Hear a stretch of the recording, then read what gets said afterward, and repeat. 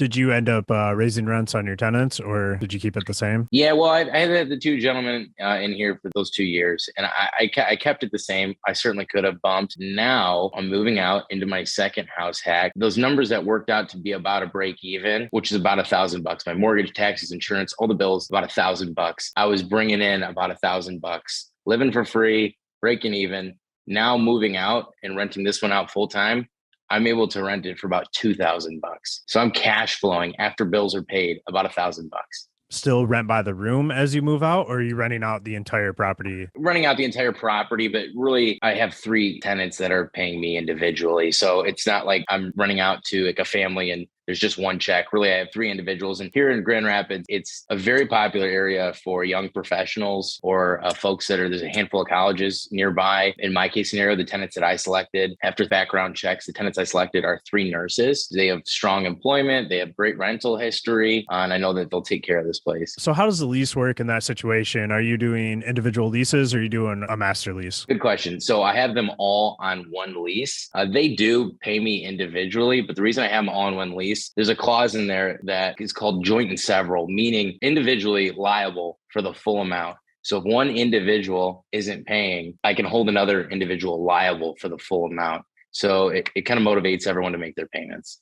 In this situation, do the tenants know each other personally or did they apply individually? Yeah, so I had probably over 30 applicants, and there may have been scenarios where individuals didn't know one another. What I found to be the most qualified individuals that I selected, they do know one another, which I think can help avoid some conflict and overall make it a more smooth process. And then I know that when you were house hacking this property, you had some buddies of yours that were renting rooms. Now, what's your plan with that situation? Are they going to move to the second house with you? Yeah, that's exactly it. One individual is actually going to be moving, so I'm replacing with him with another friend, but one of the folks that's here now is going to be moving to the new property. And again, I always try in a house hack scenario to try and live with a friend or someone that I know is going to be a great option to live with rather than go out and seek, I don't want to say someone off the street, but someone that I don't know, haven't lived with. Because, living with someone, their cleanliness, what they do in their free time, that can be a real gamble, especially in your own home. Choosing to live with individuals and have vetted out and qualified, it's my best recommendation. It's really good advice because it's so different when you're doing a single family versus a multifamily. You're sharing the kitchen and the bathroom and the living room area and stuff like that. And if their idea of clean is different than your idea of clean, there's probably going to be some internal conflict from, at least one person that can probably cause some kind of issues within the house. Whereas like a multifamily, they're in a different unit. We got walls separating us. Right. You can keep it professional. You don't have to know them. You don't really have to care how clean it is as long as they're not destroying the property. If they're not doing their dishes, who cares? Yeah. Do you have any advice for how to get along with your tenants when you're house hacking a single family? Absolutely. So it's a great point that you make. And what I'll tell you is, I think maybe most of us have had scenarios where we've had tough roommates, right? Back in college, what you most commonly see is things get maybe petty, right? When you don't do your dishes, someone's going to pile them up and put them, right where you can see them type thing.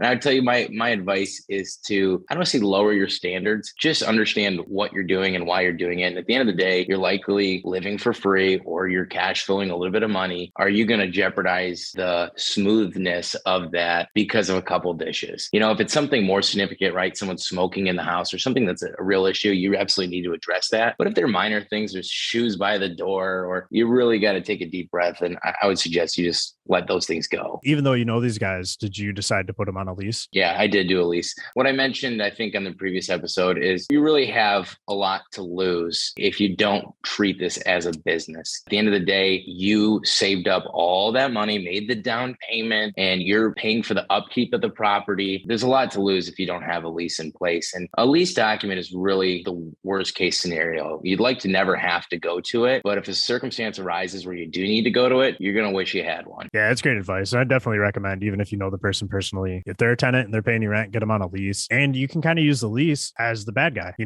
signed absolutely. it, you signed it, you both agreed on the terms. You should have gone over the terms with them before they signed it. It's a great way for you to be like, hey, it's not me, it's in the lease. You got to follow it. You have to set standards. And what I tell you and what I did with these 3 girls that are going to be moving into my original house hack property when I move out, once we signed and executed the lease, we set up a Zoom call or a FaceTime and just got the chance to know one another. And then I walked us through the lease just to set expectations. And there's nothing crazy on there, but I want to make sure I physically told you we can't have dogs in the house. And here's why. And there's a few things. One thing I pointed out is, when is it appropriate to pick up the phone and either call me or any other maintenance staff we have? And one of the biggest things I point out is water. I don't care if it's 3 a.m. If there is water dripping somewhere where it should not be, call me, because water is a huge issue, right? Just setting the expectations, making sure that they know that, look, technically via the lease, you can cancel your lease at any time and move out, but penalty is 2.5 times rent. It's spelled out right here. I would hate to see that. It would be very unfortunate because then I'd be scrambling for a new tenant, but that's in there and you're going to have to pay your way out of it. Get things off to the right foot. Make sure everyone's on the same understanding. That's a good clause. I don't think I have that in my lease.